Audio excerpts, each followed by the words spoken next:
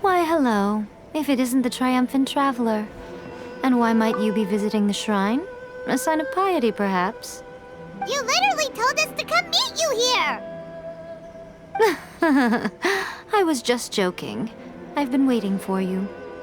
Seems like someone's in a pretty good mood. Mm-hmm. Catching up with an old friend I hadn't seen in years was truly delightful. By the way, I heard that you had a duel before the throne, with a Fatui Harbinger no less. Courageous and astute.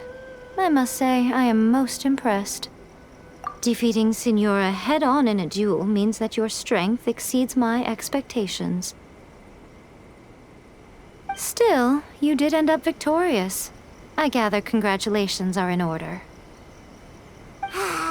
Sure feels good to finally thwart the Fatui plan for once. They caused plenty of trouble along the way, but at the very least, they didn't get their hands on another Gnosis. Wait a second. Did you say Gnosis? As in, the little thing that looks something like a chess piece? Yep, that's the one. You've seen one too? Gnosis belong to the Seven. They're what keep them connected to Celestia. Oh. What's wrong? I handed that over. You did what now? Well, how else was I supposed to save your skin from the Balladeer exactly?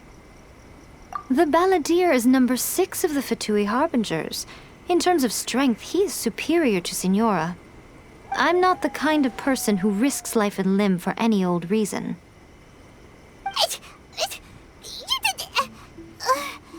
For once, Paimon just does not know what to say. After A created her puppet vessel, she no longer had anywhere to put it. As her erstwhile closest friend, A handed it over to me, and I've kept it in the Grand Narukami Shrine ever since. She no longer needs the power of the Gnosis, and in any case, she tells me she has severed ties with Celestia. Thus, the Gnosis became not only useless, but also a potential source of conflict. Is that not a good bargain, exchanging it for the one at the core of the plan? Judging by the results, at least, I dare say I struck a good deal.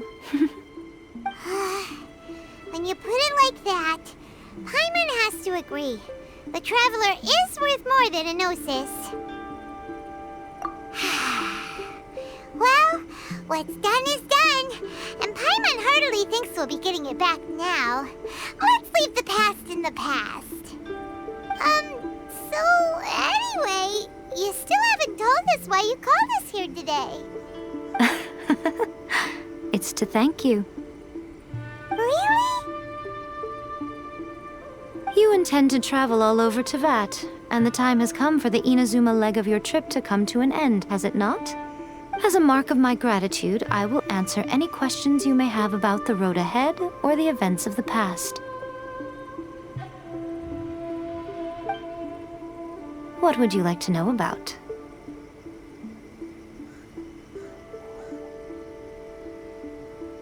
That puppet was built with technology that has been lost to time. Perhaps she, as a god, is the only one privy to the knowledge of its origins. Still, there is one other thing on this topic that I suspect you may be curious to know. Before A began modifying her own godly form, she took it upon herself to create a prototype puppet. So, you mean there are 3 Raiden Shoguns? No. The prototype was merely a proof of concept. Its appearance and intellect were not based on A. It was a test. The original plan was for A to simply discard it. But perhaps A thought this to be too cruel, because in the end she chose only to seal the power within it. Later, this puppet wandered Inazuma as an ordinary human male with his own consciousness, until the Fatui took an interest in him. Fatui. Some eccentric geniuses in the ranks of the Fatui made adjustments to the prototype, not only unsealing his power, but very likely rendering him even more formidable than his original specifications. The object of divine creation is now the one who has taken possession of the Gnosis, and the prototype puppet is now known as the Balladeer. What a crazy story! It is, isn't it? Who can say whether it's coincidence or destiny? I'm surprised an outlander like you is aware that there was once a change of Electro Archon. Few citizens of Inazuma are aware of this. Morat's told us. He said that the Electro Archon Ball has passed away. Yes. The truth of the matter is that there were two twin gods, Baal and Beelzebul. Twin gods? They won the Archon War together, and when Baal established the shogunate, Beelzebul became her Kagemusha, or shadow warrior. In other words, she acted as Baal's body double. Beelzebul is A, with whom we are now both acquainted. Baal's name was Makoto.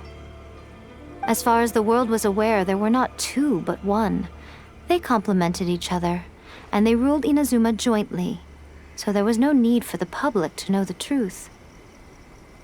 In fact, the name Baal and the title of Raiden Shogun was understood to refer to both of them. Right up until... Until what? Makoto died several hundred years ago in a war that I was not personally involved in. Since then, A has assumed the shogunate. Losing her sister must have been super hard on A. That was when A began to change. Makoto was her greatest loss. Paimon feels like she understands A a lot better now after finding that out. So what kind of god was Makoto?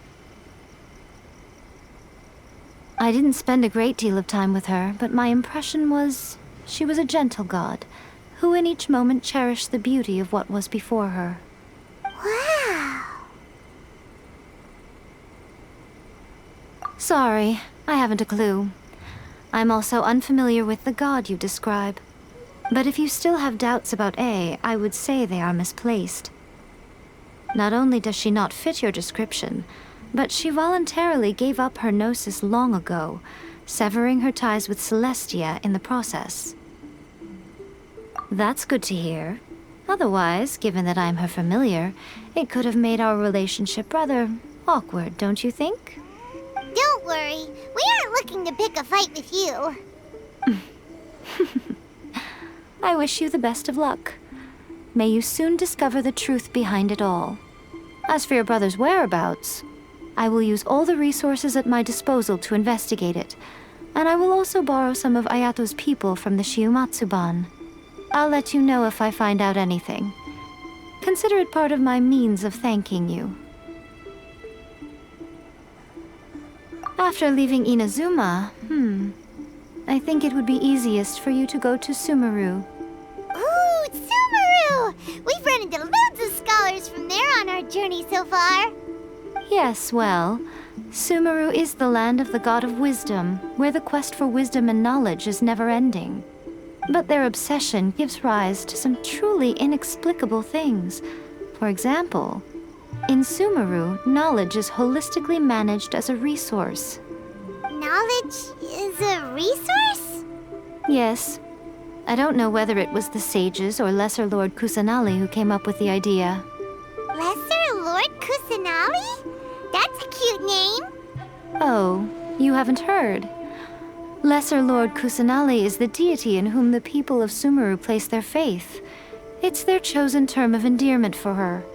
I'm sure you must have some things to discuss with her too. I wish you all the best. Are you sure? Okay then. Oh, Traveler. Do you still have the omamori I gave you? Keep it safe.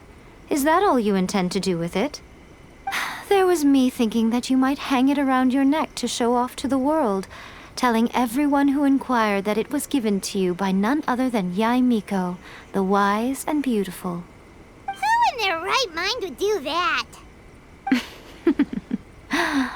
Okay, I'll stop. Now, a question for you.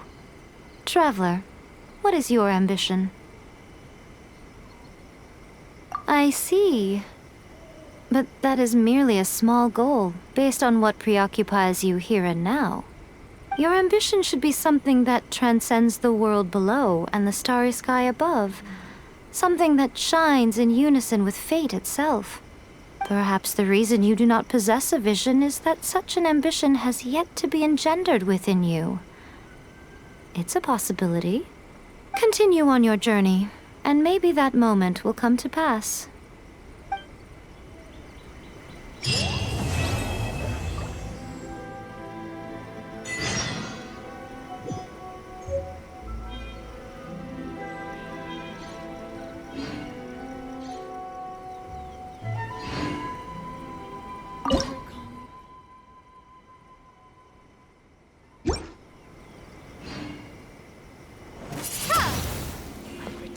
Of the Electro Argon.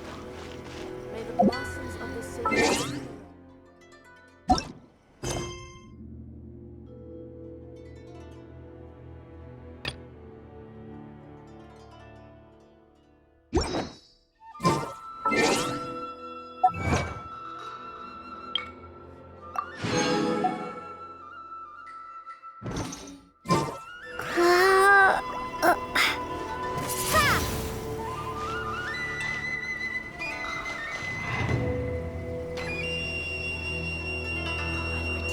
of the Electro Argon. May the blossoms of the sacred Sakura bloom